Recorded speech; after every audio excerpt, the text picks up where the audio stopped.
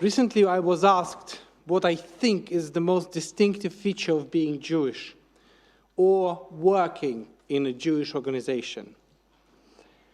And at the time, I couldn't think of a good answer.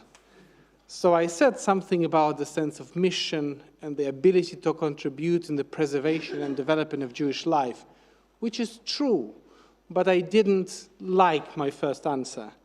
So here is the better one. I think the most distinctive quality of being Jewish or being a part of a Jewish community or Jewish organization is mastering the art of broigus. It's a wonderful Jewish word. So in everyday Jewish English, broigus can mean being cross, resentful, angry, or being in a dispute with someone, the kind of a conflict that becomes difficult. So etymologically, it travels from the Hebrew berogez, which means in anger. Then it's appeared in Yiddish in the form of broiges, and then into the living speech of families and communities in the Jewish world, at least English-speaking Jewish world. I'm not sure whether other languages have the same. Maybe I'm wrong, but I've only heard it in English-speaking words as much. So the Jewish English Lexicon Dictionary records something very interesting, a broiges tanz, which is a traditional wedding dance, the traditional Jewish wedding dance with a fascinating composition. This dance moves from anger towards reconciliation. That detail, I think, matters because it suggests that Jewish life doesn't focus solely on conflicts and disagreements and arguing with each other, but also on the positive outcomes that a good conflict can bring. Daniel Taub is an author who was a part of negotiating team between Israelis and Palestinians, I think, or Israelis and some Arab countries. So in his wonderful book, Beyond Dispute, he captures the point very well. He writes with a sense of humor, but I think there is a serious point there. So he writes, the very idea might seem comical to anyone with the remotest familiarity with the raucous nature of Jewish life. That's the synagogue I don't pray in, they say.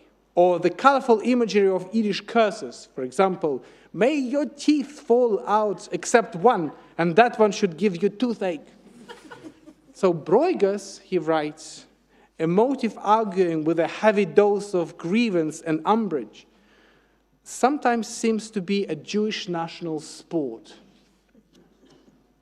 There is a humor there, but also something serious. Jewish culture is not built on the fantasy that we will always agree. If anything, it assumes the opposite, that we will often disagree, loudly and with impressive creativity. And if you one day will be blessed with the task of leading a Jewish community, I can guarantee you will be criticized and involved in many broiguses. The question is not whether disagreement will happen. The question is what we make of it and what our disagreements make of us. Broigus doesn't have to be negative. The power, the value, and the art of being Jewish is not to take these arguments too personally. This week's Torah portion pioneers a fundamental Jewish tradition, the courage to disagree and to argue, even with God. Moses' first conversation with God is practically a broigus. The entire dialogue covering the chapters 3 and 4 is a textbook case of finding more and more ways of saying no to God.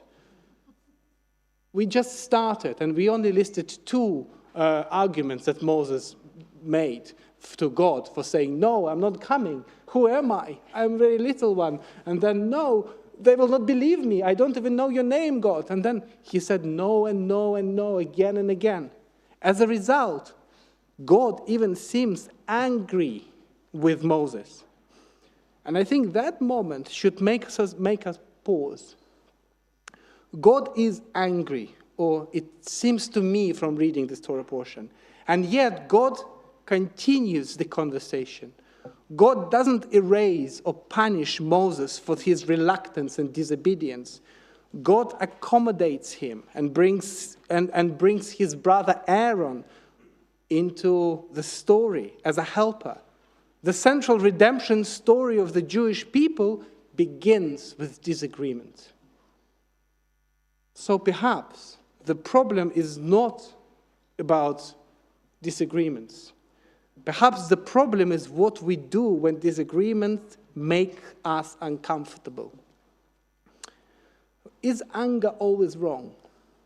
Not necessarily. Anger can be a sign that something matters to you.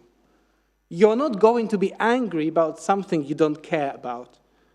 Anger only becomes dangerous when it hardens our hearts, turning the other person into the threat rather than a debating partner.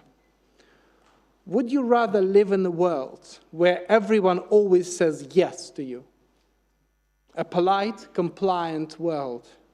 Or would you prefer a world where people can offer their honest views, sometimes making you uncomfortable, sometimes even making you angry, and yet without turning disagreement into hatred?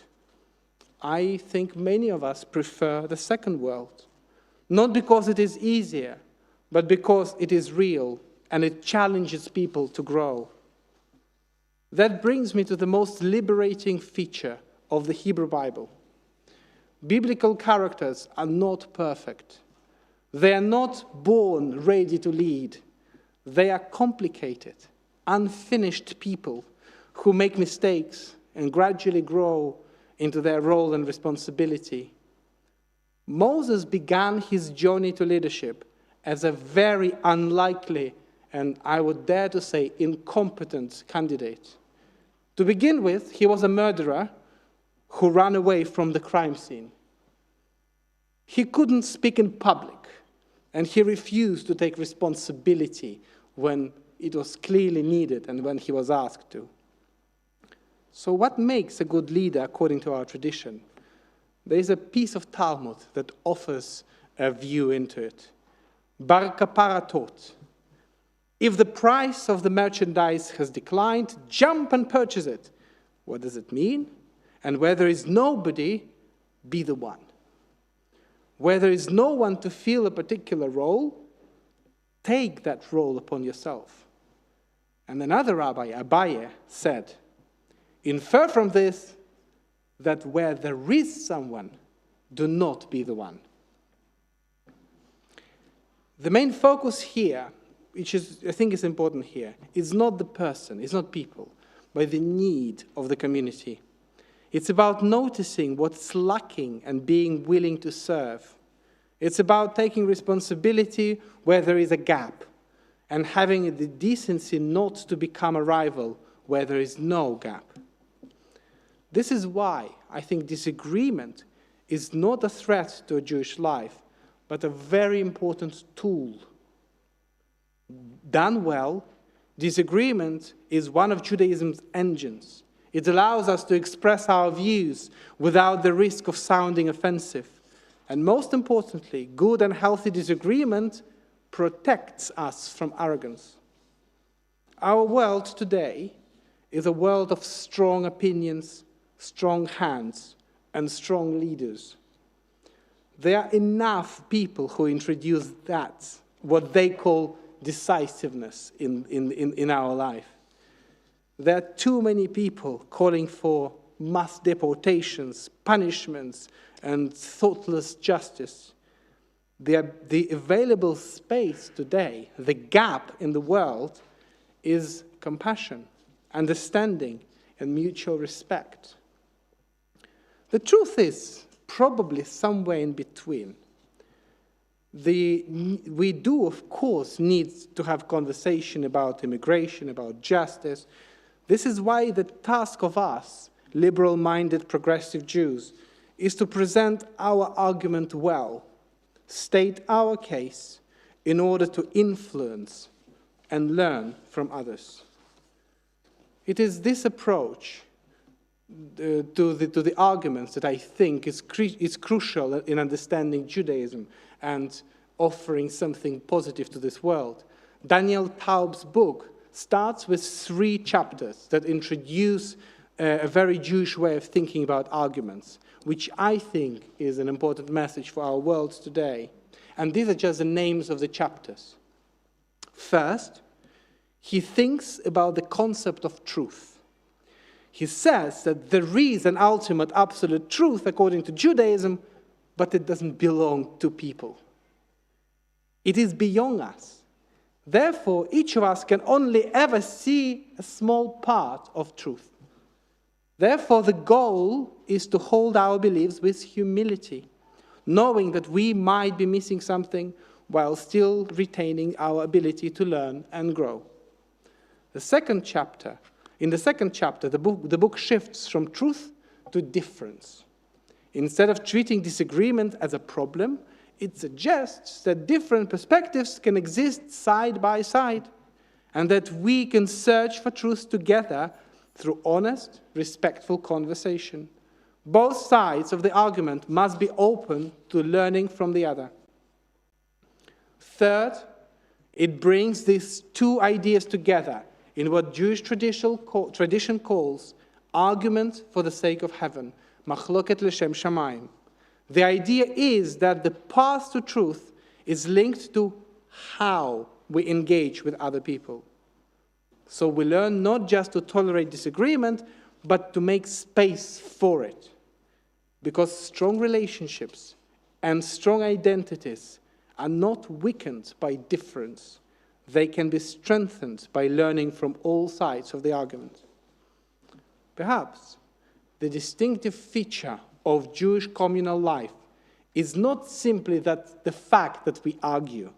Many people argue, especially today. Our distinctiveness is that we have inherited a spiritual discipline and wisdom of arguing, a tradition that expects disagreement, deliberately makes room for it, and tries its best to turn disagreements into a mature learning process rather than a weapon. So in a world where disagreements create enemies, let us use our disagreements to make friends and learn from one another. In a world that treats difference with disgust, let us celebrate diversity. In a world where people no longer tolerate other views, let us not be afraid to say that we think what we think and be open to listening to others.